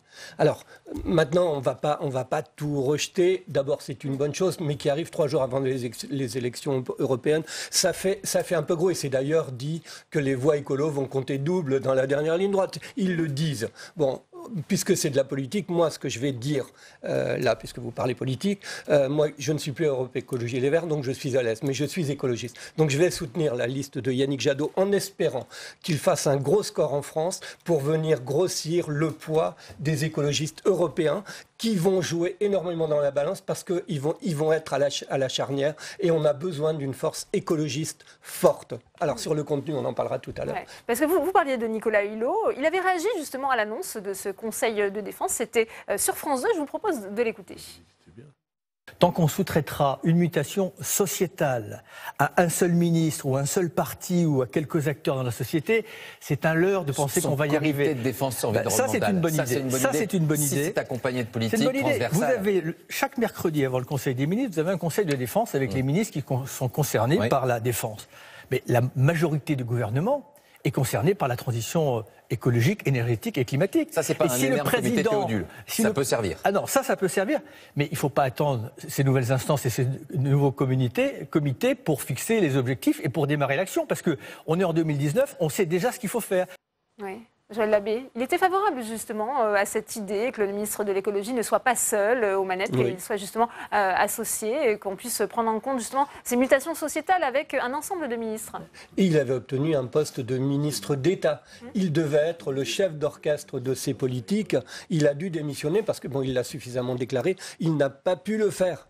Alors maintenant, il y a de bonnes intentions, mais ce Conseil de défense écologique, il vient se rajouter au Conseil national de la transition écologique qui existe déjà, au commissariat général au développement durable qui existe déjà. Alors un autre point sur les nouveaux organes qui sont annoncés, l'observatoire de l'artificialisation des sols. C'est une très bonne chose, mais existe déjà l'observatoire national de la consommation des espaces naturels, agricoles et forestiers. Au dernier mandat, j'y siégeais. On a tous les outils là-dedans pour mesurer les choses. Alors, c'est là où c'est désagréable. Pour moi, j'entends des effets d'annonces nouvelles alors qu'on a déjà les outils. Oui, Jérôme Bignon, effet d'annonce, nous dit Joël Labbé. Moi, je me dis que c'est dommage qu'on ne vote pas plus souvent, parce que comme il y a de bonnes nouvelles avant les élections, on aurait plus souvent de bonnes nouvelles, et il y en a peut-être quelques-unes qui se mettront en marche. Sans rire, le Conseil de défense, quand s'agissant des armées, personne ne met en doute le fait que c'est intéressant, et Joël vient de le dire, de réunir les ministres spécialistes de ces questions-là. Si on travaille enfin dans la transversalité. Je serais tenté de dire, le rêve, ça serait qu'il n'y ait pas un ministre de l'écologie, mais que tous les ministres, chacun en ce qui les concerne, s'occupent d'écologie et qui discutent ensemble, tous ensemble, pour chacun dans ce qui les concerne. Si le ministre des Finances pouvait devenir un peu écologiste, on y gagnerait énormément. Oui. Donc que le ministre des Finances... Cette idée d'associer cette dimension écologique et environnementale au projet de loi de finances, et c'est ce que nous expliquait justement Philippe Zawad. Oui, mais je crois que c'est ça l'enjeu. Et donc, si on fait un petit pas, même si c'est un petit peu électoraliste, acceptons l'idée. Simplement, l'essentiel, c'est qu'on ait fait ce pas et que surtout, il y a une deuxième réunion qui suive la première et une troisième et qu'on enclenche un processus vertueux sur cette idée. La transversalité, c'est ce qui manque le plus en France à tous les niveaux. C'est au niveau local, au niveau départemental, au niveau régional. Chacun travaille dans son cylindre et le résultat, c'est qu'on ne travaille pas ensemble. Si on travaille... Joël et moi, ça nous arrive de travailler ensemble. On n'est pas d'accord sur tout, mais de temps en temps, il y a des sujets sur lesquels ces sujets-là, ils progressent. Et je pense que c'est une bonne direction qu'on a prise. Oui, Lorelai Limousin, allez-y. Merci. Je voulais revenir sur l'exemple du budget vert, parce qu'il y a, en 2017, au moment du One Planet Summit, il y avait un engagement déjà qui a été pris pour passer au crible le budget de la France, au crible du climat. Or, depuis, qu'est-ce qui s'est passé dans les lois de finances ? Rien vraiment en faveur du climat. Enfin, il y a eu le retour en arrière sur la fiscalité écologique, malheureux, alors qu'il y avait des solutions qui existaient pour rendre ces taxes plus sociales. Enfin, en tout cas, on avait fait des propositions en ce sens pour aider les ménages, pour aider les transitions, etc. Et si on regarde du côté des subventions aux énergies fossiles, parce que c'est aussi, moi je trouve ça très bien d'investir dans la transition écologique, dans tous les secteurs, mais si à côté on continue d'investir dans les énergies fossiles, il y a une contradiction qui fait qu'on n'avance pas pour réduire les émissions. Et donc si on pense aux niches fiscales, il y a 11 milliards d'euros aujourd'hui, chaque année, qui sont dépensés par l'État sous forme de niche fiscale au bénéfice des énergies fossiles. 3,6 milliards dans l'aviation, par exemple. Le gouvernement a parlé ce matin de la taxation du kérosène au niveau européen. On sait très bien à quel point c'est compliqué d'arriver à des accords européens à l'unanimité sur les questions fiscales, parce que c'est à l'unanimité que les questions fiscales se règlent. Et on est d'accord avec cet objectif, mais dans le temps qu'on a, là, il faut aussi avancer au niveau français sans attendre d'agir avec tous les 27. Donc c'est possible. Ce qui pouvait être fait au niveau français déjà a commencé à être fait. Bon, l'annonce des fermetures de centrales à charbon, c'est au niveau français. L'annonce de l'arrêt d'exploitation des hydrocarbures, c'est au niveau français. Sur l'aérien, aujourd'hui, on ne peut pas être à la fois pro-européen et dire partout il faut qu'il y ait une Europe, qui prenne des décisions et qui ait un transfert de souveraineté. Et ça, vous êtes souvent parmi les premiers à être favorable à ça. Et puis après dire, eh bien non, on ne va pas prendre les décisions au niveau européen, il faut les prendre en France. Donc, on dit qu'il faut faire les deux. Il faut faire les deux. Il y a une loi mobilité. Il y a un aller, un retour. Il faut que les décisions françaises, etc. On prendrait une loi, elle ne serait pas applicable. Si. Non. En fait, il y a des idées reçues sur le budget vert. Moi, je suis d'accord avec ce que vous dites. Effectivement, ça avait été annoncé au One Planet Summit, ça n'a pas été fait. Mais ça, c'est le passé. Bon, très bien. Il y a une annonce aujourd'hui qui dit on va le faire. On va le faire, et c'est une annonce qui est faite, y compris aux représentants de la nation, aux députés. On va mettre sous votre responsabilité. Et donc, je pense d'ailleurs que c'est très important que ça ne soit pas juste, je dirais, une annexe aux lois de finances qui soit mis technique, etc. Et ça, je pense que c'est très important. Ça ne doit pas être juste une annexe technique. Ça doit être quelque chose qui soit débattu, discuté au niveau de l'Assemblée nationale par les députés. Et à la limite, je dirais, pourquoi pas présenter un jour à des Français tirés au sort, comme on va le faire avec les 150 personnes. Et au Sénat, Joël Labbé, il y a quand même des choses qui se mettent en place. Oui, bien sûr, comme je vous le disais, on se doit de reconnaître les avancées, mais ça reste des avancées petits pas. Alors, j'ai lu ce qu'a dit le président de la République au sujet de la définition de ce Conseil de défense écologique, faire des choix stratégiques pour répondre de manière radicale à l'urgence climatique. Là, les choses sont dites. Alors, ce que l'on attend, et ce que nous, notre groupe et notre tendance, on va dire au sens large, au Sénat, est bien qu'on soit entendu sur ces sujets-là. Et on a quand même du mal. Pascal Canfin, qui est sur la liste Renaissance. Moi, Pascal Canfin, c'est quelqu'un que j'apprécie beaucoup et que je respecte pour son honnêteté intellectuelle, pour tout cela. Maintenant, il se retrouve avec des personnes qui, sur les questions de biodiversité, sont pratiquement diamétralement opposées par rapport à ce que prône Pascal. On se demande comment cela va pouvoir fonctionner. Alors, vous croyez qu'il va abandonner ses convictions en arrivant à Bruxelles? Je vous confirme, il ne les abandonnera pas. Il défendra pied à pied l'ensemble des engagements qui ont été pris. Enfin, c'est pour ça qu'il veut y aller, parce qu'il a envie d'être. Il a fait 3 ans chez WWF, et là, il a envie d'être utile au niveau législatif, au niveau européen, parce que c'est là que ça se joue. Donc, ce que l'on sent derrière, c'est quand même la poursuite du en même temps. Ménager tout le monde, ménager les c'est pas possible, c'est incompatible selon vous, si on veut défendre justement l'écologie, l'environnement au niveau européen? Par exemple, l'observatoire sur l'artificialisation, très bien, mais si c'est pour constater, encore une fois, qu'on bétonne l'équivalent d'un département tous les 5 ans en France, c'est désespérant. Surtout qu'il y a encore des projets routiers qui sont promus par le gouvernement, que ce soit le contournement routier à Strasbourg, à Rouen, dans le sud, vers Arles, etc. Donc c'est vrai que c'est pour ça qu'il faut aussi de la cohérence. Notre-Dame-des-Landes a été abandonné, c'est un projet qui durait depuis 40 ans en France. Ah oui, le gouvernement a décidé de l'abandonner. Donc, signature Nicolas Hulot. Donc non, mais quand même, on peut toujours faire la liste des choses négatives. Le projet de montagne d'or en Guyane est abandonné aussi. Là, c'est pas ce qu'on a entendu, abandonné.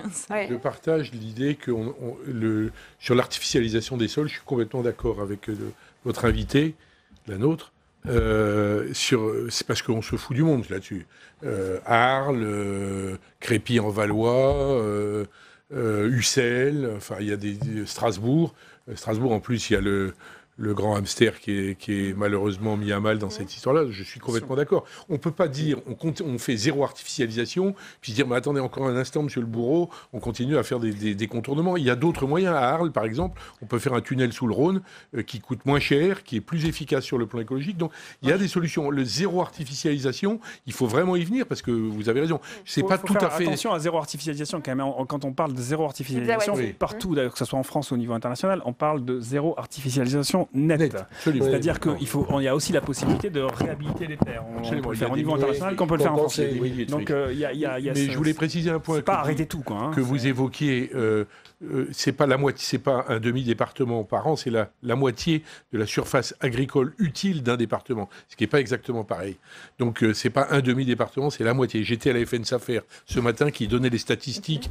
Donc c'est pas exactement les mêmes. Non, mais c'est partout dans le monde entier. Parmi les mesures symboliques. Au niveau mondial. Et puis il y a le plastique aussi, on n'en parle pas. C'est plutôt une bonne idée ce qui se passe sur le plastique, là, l'idée de rentrer enfin dans une filière de consignes, etc. Je pense que on est en train. C'est vrai que c'est long. Je comprends l'impatience de certains qui luttent depuis, qui sont nés pratiquement sur ces sujets-là. Mais il faut aussi comprendre la résistance de ceux qui ont du mal à bouger. Il faut pousser, mais il ne faut pas dire qu'on ne fait rien. On va peut-être pas assez vite à votre gré, mais on va. Il y a une volonté. Moi, je sens partout où je vais. Je viens de la droite classique. J'ai quitté la droite classique pour pouvoir mener le combat écologique à ma façon.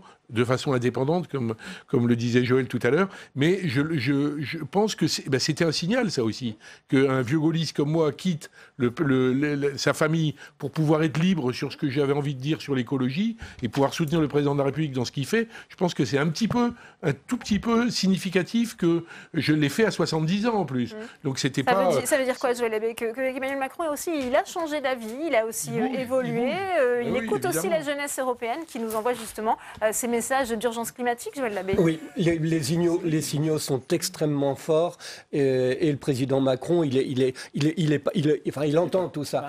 Alors maintenant, dans son discours, changer de manière radicale pour s'adapter à l'urgence climatique. Dans ce que l'on entend, on a envie de le prendre au mot depuis le temps que l'on attend cela. Parce que la perspective de l'urgence, ça fait un moment qu'on la crie, on sait qu'il y a des solutions. Maintenant, les solutions doivent être radicales. Aujourd'hui, sur la question du développement agricole et alimentaire, on doit prendre des solutions radicales. On ne peut pas, le côté en même temps, poursuivre les importations de soja, 80% transgénique. On ne doit plus continuer. L'huile de palme, on doit arrêter les frais, là. À un moment, oui, mais attention, parce que ceci, parce que... C'est pas une question d'attention, c'est une question de transition qu'il faut programmer, qu'il faut réaliser. Et c'est pour ça que le sujet des investissements est absolument clé.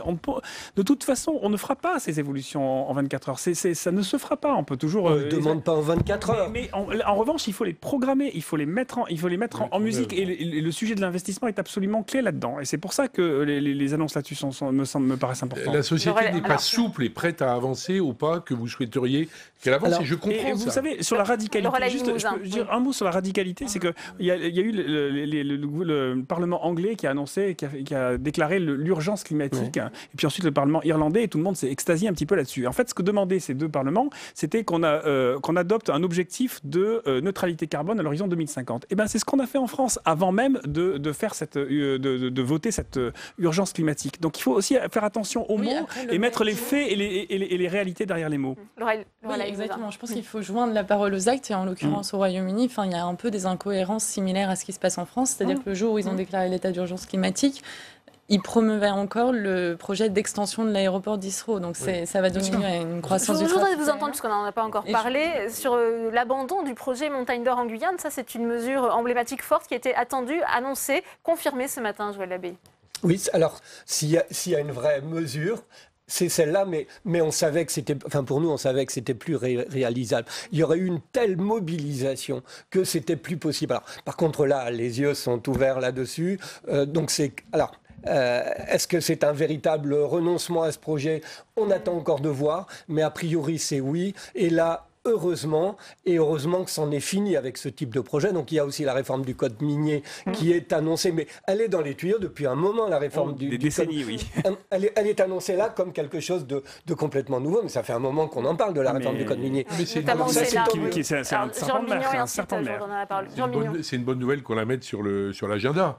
Parce qu'effectivement, il y avait des blocages. On se rend pas toujours compte on parle souvent des groupes de pression, mais là, pour le coup, ils étaient à la manœuvre.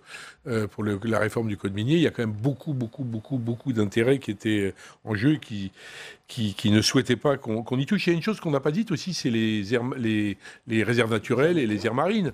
Alors, là aussi, j'étais hier soir à un colloque organisé par Océan et Climat sur les aires marines. Il y a aires marines et aires marines. Est-ce qu'on déclare une grande aire marine très grande et on dit ça y est, j'ai fait une aire marine de plus, ou est-ce qu'on met les moyens scientifiques, humains pour faire tout ça, ça va dans le bon sens, mais il faut que ça suive techniquement, scientifiquement, humainement, pour que ça avance vraiment. Mais on va plutôt... on a une vraie difficulté que personne ne mesure très bien, c'est le temps. Parce que le temps n'est pas le temps des 65 millions d'années qui nous ont permis d'arriver jusqu'à aujourd'hui. Le temps, il est à 20 ans d'ici. Et en l'occurrence, vous parliez de programmation. Il y a une loi d'orientation sur les mobilités qui a été discutée dans cette maison au Sénat il y a quelques semaines et qui l'est là à l'Assemblée nationale. Et au Sénat, justement, il y avait eu des avancées pour agir de manière assez concrète et rapide, notamment avec la généralisation de l'apprentissage du vélo à l'école. Ça peut sembler anecdotique. Or, on sait qu'aujourd'hui, l'écrasante majorité des déplacements faits en voiture en ville, ils font moins de 3 km. Donc, il y a un potentiel énorme. Deuxième chose, sur le forfait mobilité durable, qui est aujourd'hui une bataille entre notamment les organisations patronales et puis d'autres membres, enfin d'autres parties prenantes de la société, dont les ONG et les syndicats. Il a été rendu cumulable avec le remboursement des transports en commun. Là, il y a eu un retour en arrière sur ces 2 points à la Commission avec le soutien du gouvernement. Donc pour nous, il n'y a pas d'avancée vraiment concrète dans cette loi. En termes de programmation... Même s'il y a 13 milliards dans cette loi pour les transports, vous ne pouvez pas réduire la loi d'orientation sur le mobilité. Il y a encore tous les projets routiers dont je parlais. Et puis, par exemple, sur la fin des véhicules diesel essence, on sait qu'il va falloir sortir des énergies fossiles. La neutralité carbone en 2050, ça signifie que bien avant 2040, il faut qu'on arrête de mettre des véhicules neufs sur les routes. Or, la loi mobilité, aujourd'hui, elle parle de 2040. Donc, si on veut vraiment être cohérent avec l'objectif de l'accord de Paris, qui est de limiter la hausse des températures à 1,5 degré, il faut viser plus tôt. Il y a déjà des... Sur la cohérence, moi, je suis complètement d'accord. Et c'est encore une fois, c'est le budget vert, ce qui a été annoncé ce matin. C'est ça, c'est la cohérence. Après, il faut aussi éviter de rentrer dans une dialectique consistant à réduire la loi d'orientation pour la mobilité, qui fait je ne sais pas combien d'articles, au sujet de l'apprentissage du vélo dans les... là, je parlais des voitures essence diesel. Qui est sans doute une très bonne mesure. Enfin, je ne suis absolument pas contre, je suis même plutôt pour. Mais après, il faut aussi quand même regarder un petit peu l'ensemble. Et là, on a quand même une évolution un peu globale dans ce domaine-là. Aujourd'hui, nous allons en Essonne, terre d'élection de la sénatrice LR Laure Darcos. Elle se bat, vous allez le voir, pour sauver les librairies en difficulté dans son département. Car malgré des initiatives innovantes, le secteur reste particulièrement fragilisé. C'est un reportage de Cécile Sixou.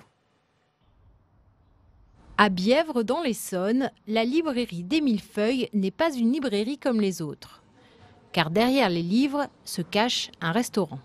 À chaque fois que j'amène des amis ici, ils découvrent et c'est un bonheur absolu. Ils reviennent après, ils me disent « Oh, mais tu sais, je suis retournée, c'est super !» Véronique Banuls a créé cet endroit atypique il y a 9 ans. Informaticienne dans une grande entreprise, elle décide en 2009 de partir en congé sabbatique pour créer son commerce. Pendant 7 ans, elle a la possibilité de reprendre son travail. Moi, j'ai 4 grandes filles qui font des études et ça coûte cher.